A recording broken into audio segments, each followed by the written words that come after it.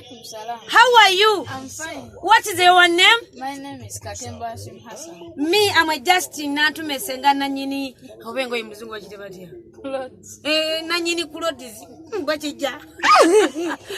Which class? I finished my PLE yesterday. Where to? In Nansan.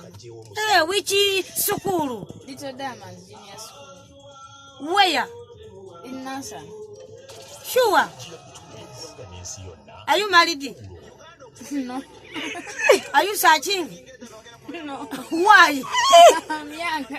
Nkubuziza bikyati mwana oluzungu olwafe sirerwa mu lw'ennaku zino kati babyenkubiza bate bya myaka gyo ebisembe bibadde bitya ndi mufumbo mama nze wewe kiki kino kyandiko mwana wange onsonyiwe nkwegayirira nange nkulaminga bikulaminge kitalo